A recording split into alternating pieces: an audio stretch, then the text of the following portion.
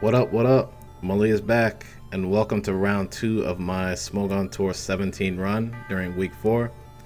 For those just tuning in and wondering, why is he uploading games from a tour that took place 2 years ago? I got a request from someone who commented on one of my old videos about wanting to see more games from this team that I used to run that was built around offensive trick room Victini. Way back during early X and Y OU. But it turns out I only used the team once during this particular weekly tour run, and I didn't want to just narrate one game, so I decided to do all the previous games that will lead up to that one game first. And this in particular was the Sunday tournament, and my opponent for round 2 is the user Eaarth Aphrodite. Let's take a look at the teams. I'm using the same stall team as the previous round that might look familiar to some of you, for those of you that have followed me since I started this new channel. It's more old school because I'm using multiple hazards to stall other teams out, or I was using multiple hazards to stall other teams out with Stealth Rock and Spikes, as opposed to most stall teams at the time that used just Stealth Rock, Defog, and a bunch of mons that carried Toxic for the few players that did use stall during early X and Y OU. Now this time around though, my opponent is running more of a bulky offense squad, and there are a bunch of threats, namely Azumarill and the Icy Watch himself, kyurem-b. Those that watched Sour back in the day will get the reference. The rest of them I'm not worried about. Either Tyranitar or my own Heatran should be able to take on the opposing Heatran. Chestnut can spike all over Venusaur and Aegislash, and I should be okay against Zapdos overall since it's probably a defogger. Also, keep in mind that Aegislash was in OU during the early days of X and Y when this battle happened. This is also a long match. Get your popcorn. Let's get into it.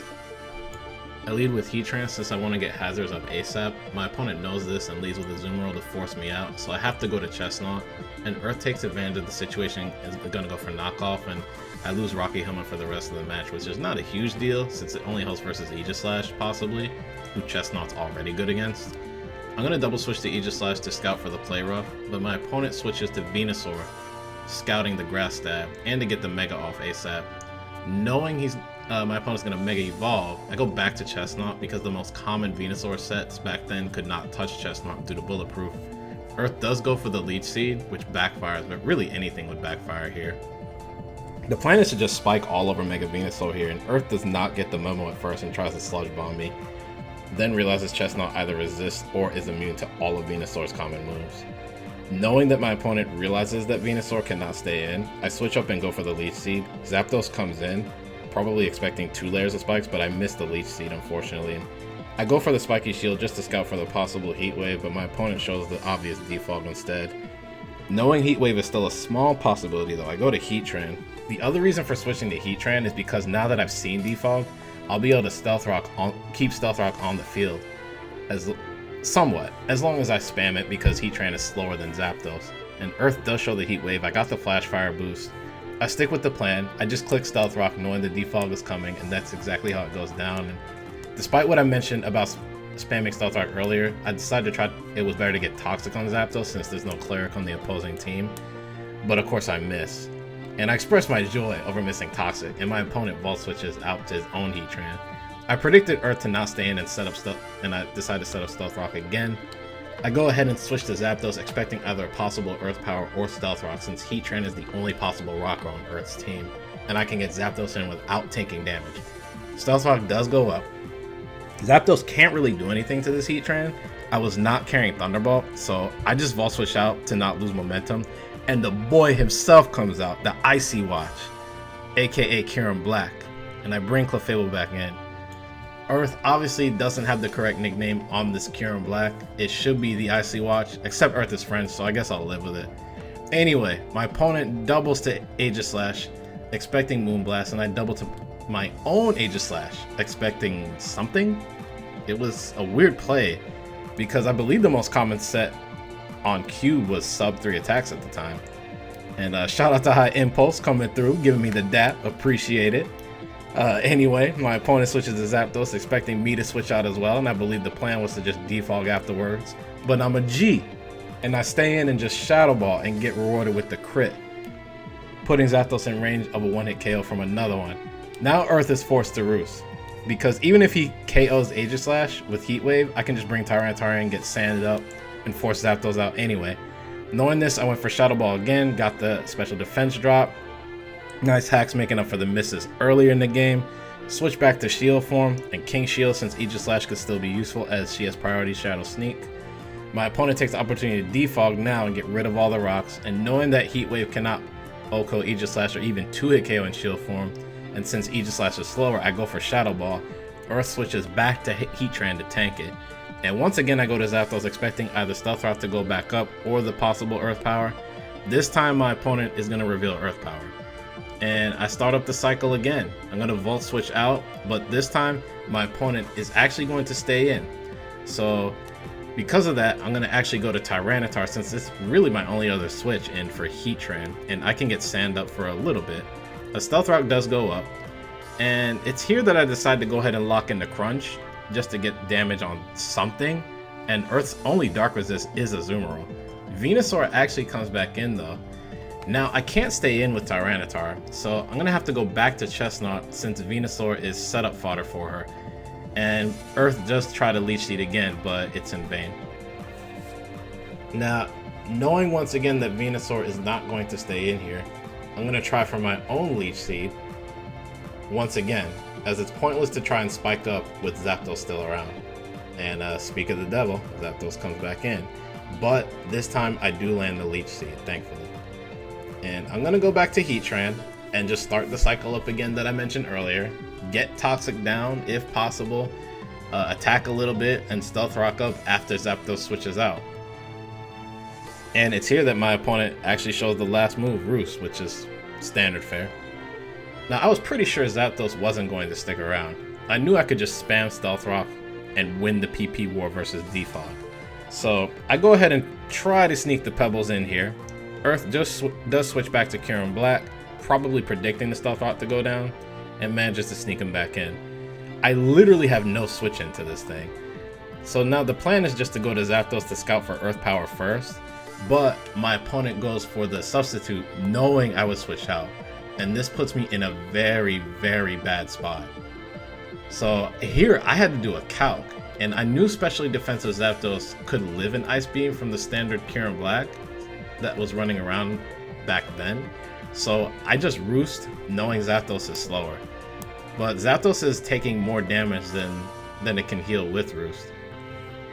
But of course the other goal is to try to burn PP on his attacks as well. So I switch back to Heatran because my goal is basically at this point to just dance around this thing and waste its PP.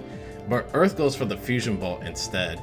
And I have to protect here just to get a little bit of HP back and waste PP on whatever move Earth goes for. Earth Power ends up being the play. And I have to take the risk and try to break the sub here. So I'm actually going to stay into Lava Plume. And thankfully my opponent goes for the Fusion Ball, expecting me to switch out, and I get to break the sub. Now I stay in and predict Earth to sub up again, expecting me to switch out. So I stay in and I just go for Lava Plume again, and that's exactly what happens.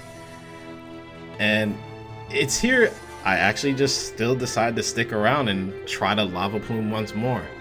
But this time I'm gonna get nailed with Earth Power. This looks like I got too greedy and that I'm in a bad spot because the Zapdos is still alive to defog my Stealth Rock permanently. But I wanted to make sure kyurem-b did not have a sub at all costs, and I felt that was more important. Keep in mind I have no phaser on this team either. So I bring in Tyranitar on the free switch so I can force Kyurem out. Earth obliges and goes back to Venusaur, expecting either a Superpower or Stone Edge. I lock in the Superpower because I pretty much have to. And I decide to go to Aegislash, thinking she should deal with Venusaur decently well. And I didn't want to get predictable by bringing in Chestnut every time this thing comes in. My opponent shows Synthesis here since in hindsight the heal was kind of forced in this situation. And I go right for Shadow Ball because I want to pelt this Venusaur and get it out of the way. Chestnut handles it perfectly, but it's pretty annoying in general because it's a pivot for my opponent. But my opponent reveals that Venusaur is actually carrying Earthquake, which I wasn't expecting. But the Shadow Ball did put Venusaur in range of a one-hit KO with Shadow Sneak, so I go for it, and I managed to get it. And my opponent's going to bring Heatran back in on the free switch. Now here, I'm just going to go for King Shield, just to scout and see if another move gets revealed. And it does, but it's the Fire Stab, and it turns out to be Lava Plume. It's still good to know, as that means Tyranitar is even less of a free switch in now. So I switched to Zapdos, hopefully on an Earth Power, but at this point Earth has caught on, and he's going to stick with Lava Plume, as Tyranitar is a risky switch at this point, and Earth gets rewarded with the burn as well. So now I'm put in a position where I'm forced to roost at this point, but the good news is, even with burn damage, I will still out heal this Heatran, all the while burning PP with pressure, unless my opponent can catch me on a roost with Earth Power. Lava Plume is the play instead though. The burn was annoying, but Zapdos pretty much did its job. I go ahead and Volt Switch out, and Earth switches back to Aegislash. So I'm going to go to my own Aegislash.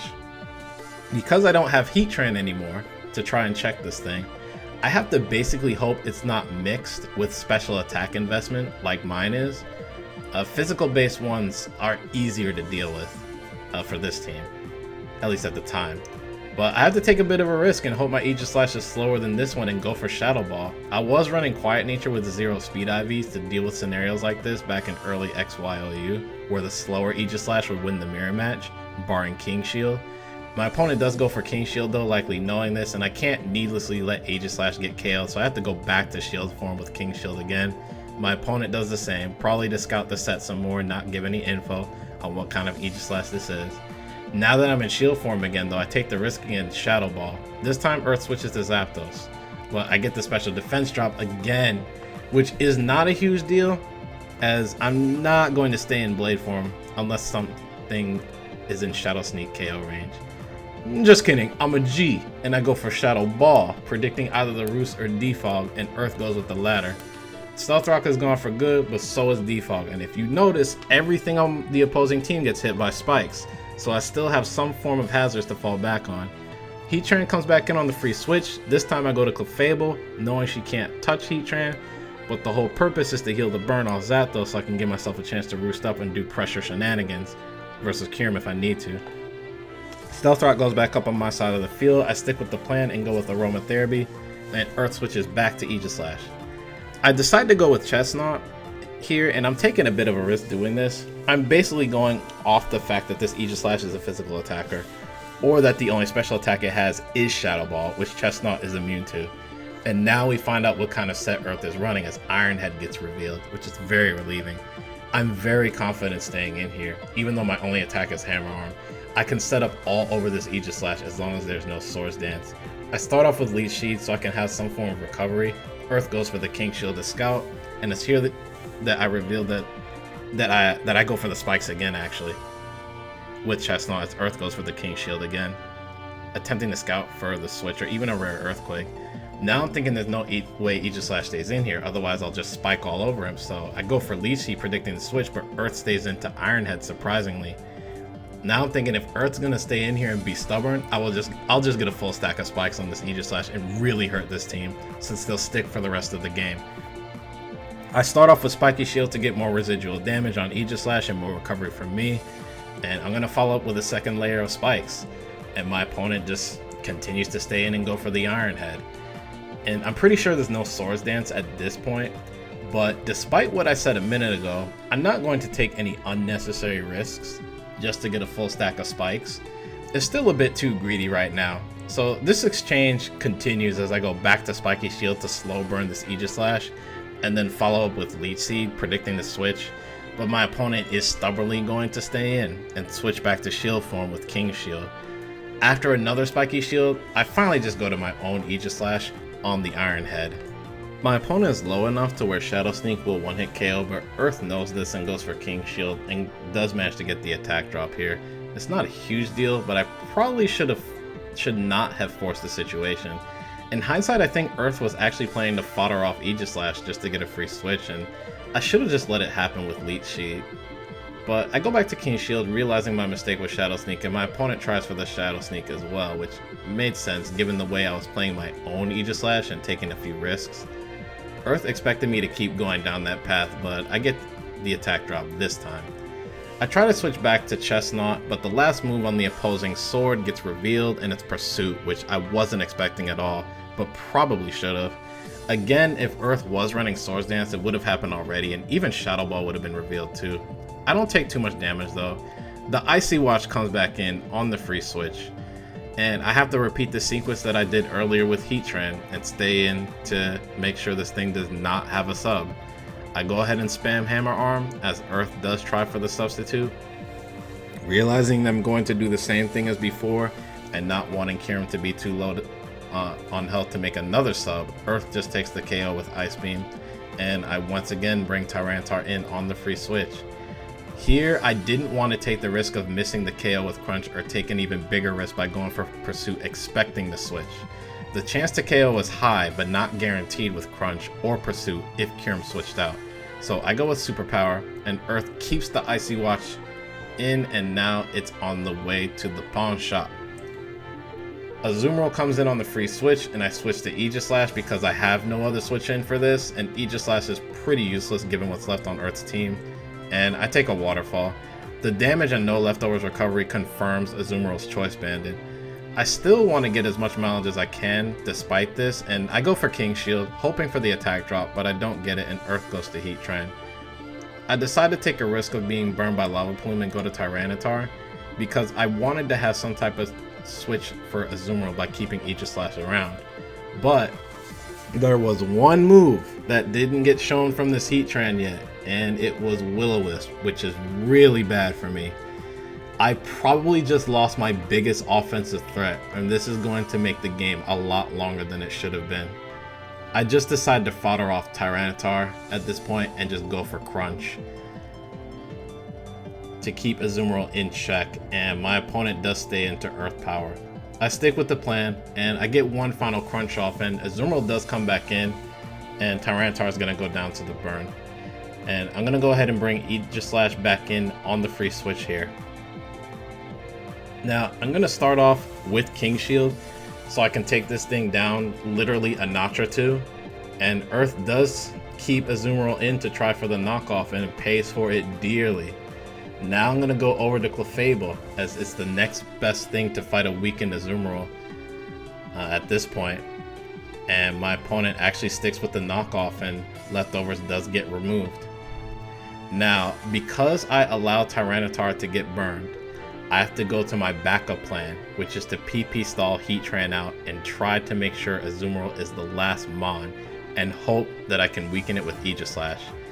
Now here, I have to sequence my moves with Clefable correctly to not waste too much PP with Aromatherapy, only using it when I know Clefable can't get KO'd from Lava Plume plus Burn. Moonblast will help with not wasting too much PP on my more important moves, and I'm going to end up wish spamming a lot. But at around turn 78, I decide to throw out Moonblast one more time due to not quite being in danger of Clefable going down, and Earth misclicks and brings Azumarill back in, and I get a free KO, making Heatran the last Mon.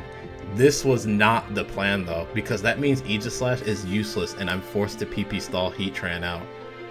Zapdos can win if there's no Earth Power left for Heatran to use, so now the new plan is to keep Clefable in as long as possible to waste Heatran's moves, then bring Zapdos in, hopefully when Heatran has no Earth Powers left, and just use pressure to burn the rest of the moves out until there's only Stealth Rock left.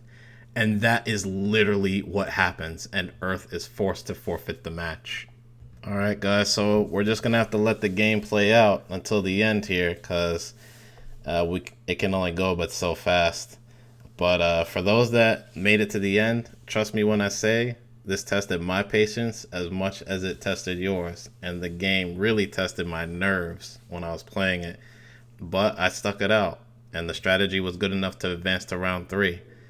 Hopefully you guys enjoyed it. If you guys like what you saw, hit that like button just below the video. It helps me out immensely when you do. If you didn't like it, then hit the dislike button, but let me know in the comments as to why.